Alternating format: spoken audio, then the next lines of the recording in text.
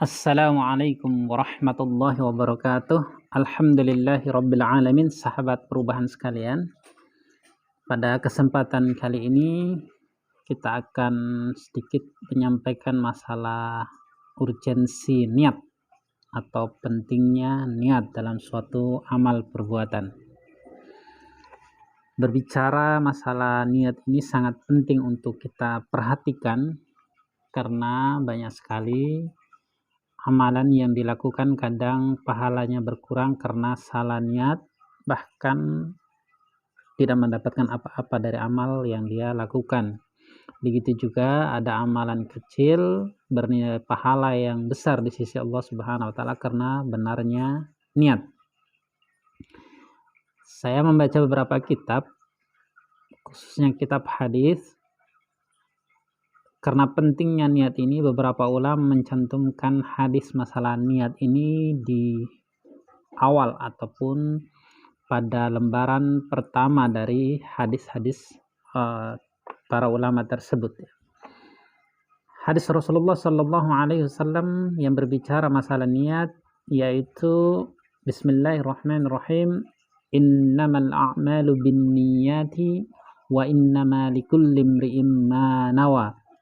Faman kanat hijratuhu ilallahi wa rasulih fahijratuhu ilallahi wa rasulih wa man kanat hijratuhu lidunya yusibuha aw imra'atin yankihuha fahijratuhu ila ma hajara ilaih. Yang artinya kurang lebih sesungguhnya setiap sesuatu tergantung kepada niat dan setiap orang akan memperoleh dari apa yang dia niatkan. Barang siapa yang hijrahnya karena Allah Subhanahu wa taala akan mendapatkan ganjaran pahala dari Allah Subhanahu wa taala. Dan barang siapa yang hijrahnya karena dunia atau karena ingin menikahi seorang wanita, maka hijrahnya itu juga akan kembali kepada apa yang dia niatkan. Ketika kita mempelajari masalah asbabul wurud, latar belakang keluarnya hadis ini, jadi ceritanya ada seorang sahabat, dia mau hijrah, melakukan hijrah. Waktu itu dia lamar seorang wanita, tapi si wanita ini tidak mau untuk dinikahi segera sebelum hijrah ke Madinah. Akhirnya si laki-laki ini menyetujui apa yang diinginkan oleh si wanita itu. Akhirnya mereka sama-sama hijrah, kemudian sampai ke Madinah, mereka akhirnya nikah.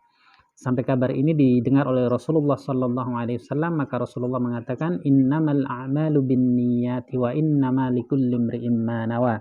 Sesungguhnya setiap amal itu tergantung kepada niat dan setiap orang akan memperoleh dari apa yang dia niatkan, dan hadis seterusnya sampai akhir hadis tadi.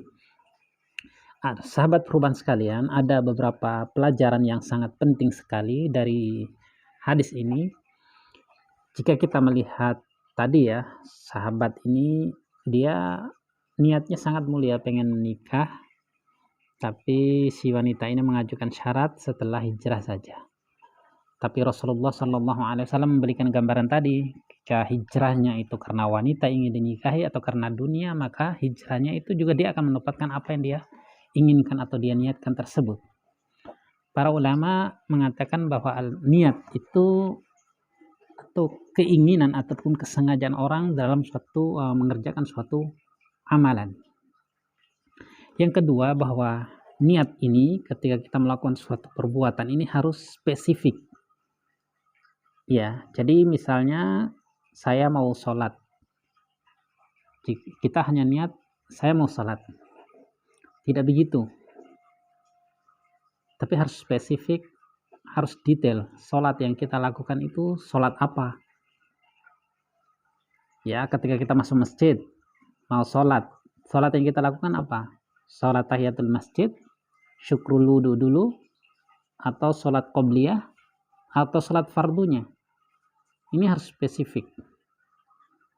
Ya, ini harus dicatat dan dipraktekkan. Jadi bukan hanya sekedar saya niat sholat, tidak begitu, tapi harus spesifik untuk membedakan satu sholat dengan sholat yang lain, bahkan sholat sunnah dengan sholat fardu. Ya, begitu juga kita melakukan puasa, itu juga harus spesifik. puasa yang kita lakukan itu puasa sunnah atau puasa wajib, atau bahkan puasanya itu puasa qadha atau bagaimana. Ini harus spesifik. Jadi harus perlu kita benar-benar catat dan kita perhatikan apa yang kita lakukan itu niatnya harus spesifik. Ya, niatnya harus spesifik. Tidak hanya sholat, saya ingin sholat saja, tapi harus spesifik. Sholat yang kita lakukan itu sholat apa? Ya, sholat wajib, sunnah, atau apa? Atau bahkan sholat kita lakukan itu wajib, tapi misalnya sholatnya itu sholat qashar, atau bahkan sholat jamak. Tentunya niatnya juga harus lebih spesifik. Sahabat perubahan sekalian yang saya hormati, kemudian bahwa salah satu syarat diterimanya amal ibadah yang kita lakukan itu ikhlas karena Allah Subhanahu wa Ta'ala. Jadi syarat diterimanya ibadah menurut informasi yang kita dapatkan dari Al-Quran ataupun hadis, yaitu pertama ikhlas karena Allah Subhanahu wa Ta'ala. Jadi apa yang kita lakukan niatnya ikhlas karena Allah Subhanahu wa Ta'ala, semata-mata untuk menjalankan ketaatan kepada Allah Subhanahu wa Ta'ala. Saya menyebutnya benar dalam niat, ya. Syarat yang pertama itu. Kemudian syarat yang kedua yaitu ittiba'ur rasul. Artinya apa yang kita lakukan, ibadah atau perbuatan yang kita lakukan itu mengikuti tuntunan Rasulullah Sallallahu Alaihi Wasallam, tata caranya. Ya, tata caranya harus mengikuti tuntunan Rasulullah. Tidak boleh apa yang kita lakukan ini bertentangan dengan apa yang diajarkan Allah Subhanahu Wa Taala atau Rasulullah Sallallahu Alaihi Wasallam.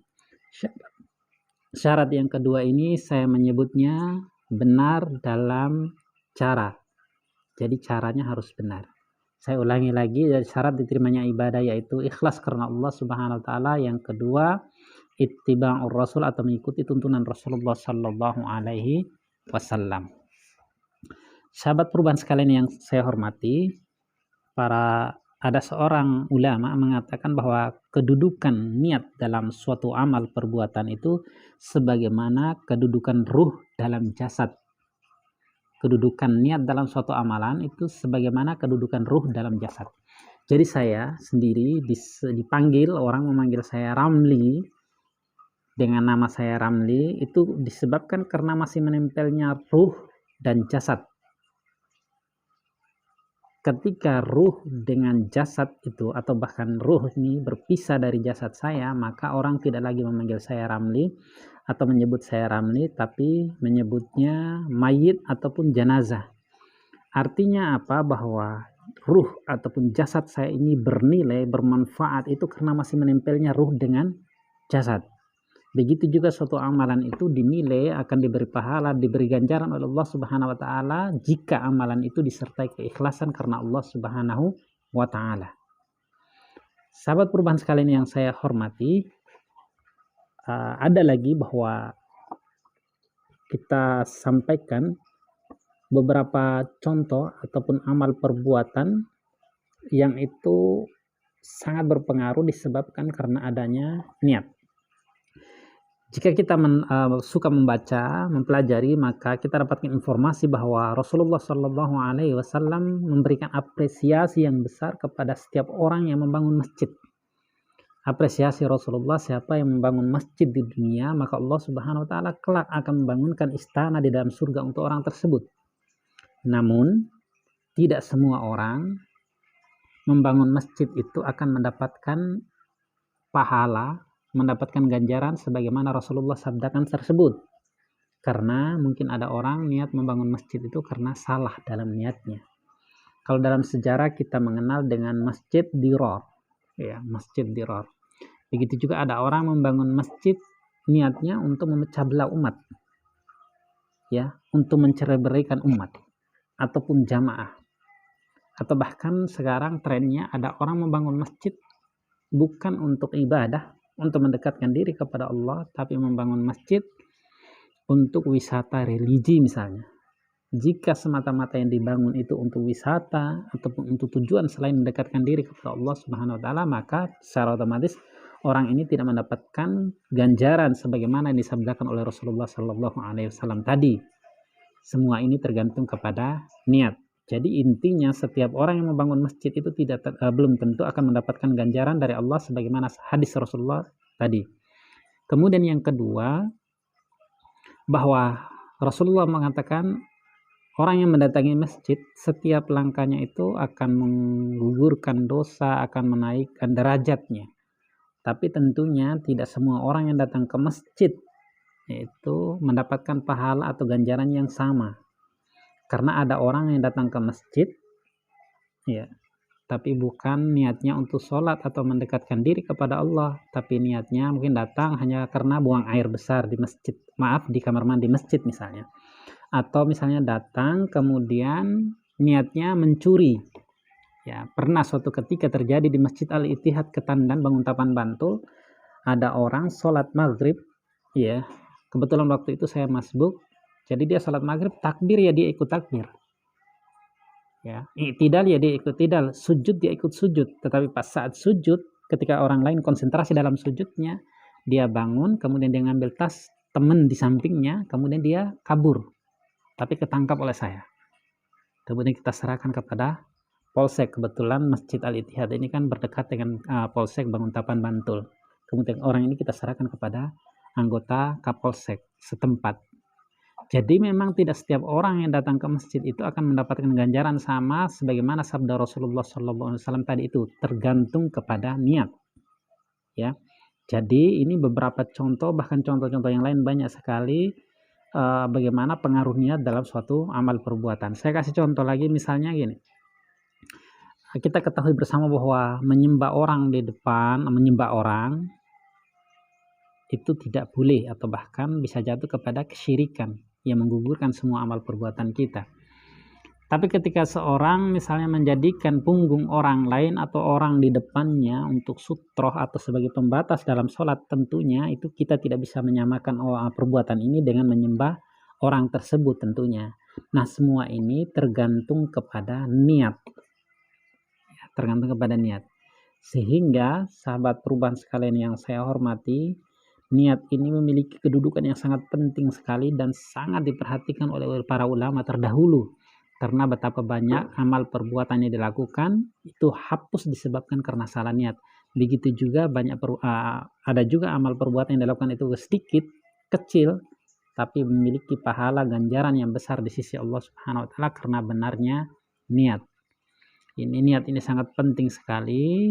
Yang berbicara ini, saya ini belum tentu juga ikhlas dalam setiap perbuatan saya, semua amalan saya belum tentu juga. Tapi saya selalu berusaha untuk selalu meluruskan niat saya ketika pas sebelum melakukan perbuatan, saat melakukan perbuatan, bahkan setelah melakukan perbuatan. Kita perlu selalu melakukan evaluasi terhadap amal perbuatan kita.